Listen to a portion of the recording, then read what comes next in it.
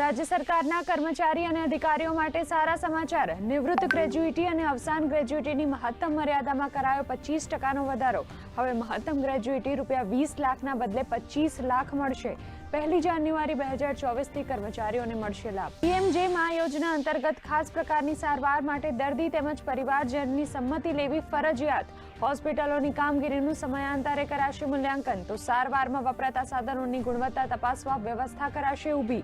Cardiology, બાળરોગ અને cancer જેવા રોગો માટે જાહેર કરાશે નવી માર્ગદર્શિકા. કેન્દ્રીય રેલવે મંત્રી અશ્વિની વૈષ્ણવે સુરતના કિમ ખાતે બુલેટ ટ્રેન માટે ટ્રેન ટ્રેક સ્લેબ બનાવવાની ફેક્ટરીની લીધી મુલાકાત. ગુણવત્તાના ધોરણ, ભારતમાં બનતા સાધનોની ચકાસણી સહિતના વિવિધ પાસાઓ વિશે પણ મેળવી વિગતો. વડોદરાના અલકાપુરી વિસ્તારમાં અંડરપાસની જગ્યાએ ઓવરબ્રિજ કરાશે ઊભો. મુખ્યમંત્રી ભૂપેન્દ્ર પટેલે કહ્યું, ડ્રેનેજ, હાઉસિંગ સહિતના 616 કરોડથી વધુના કિંમતના વિકાસ કાર્યોને પગલે વડોદરાવાસીઓની સુખાકારીમાં થશે વધારો. 6000 કરોડનું કૌભાંડ કરનારા બીઝેડ ગ્રુપ સામે સીઆઈડીની તપાસ તેજ. આરોપી મયુર દરજીને જ્યુડિશિયલ કસ્ટડીમાં મોકલાયો. તો મુખ્ય આરોપી ભૂપેન્દ્રસિંહ ઝાલાએ રૂપિયાની હેરફેર માટે 11 કંપનીઓ બનાવી હોવાનો ખુલાસો. આ મામલે શિક્ષકોની સંડોવણી બાબતે રાજ્ય શિક્ષણ મંત્રીએ પણ આપી પ્રતિક્રિયા.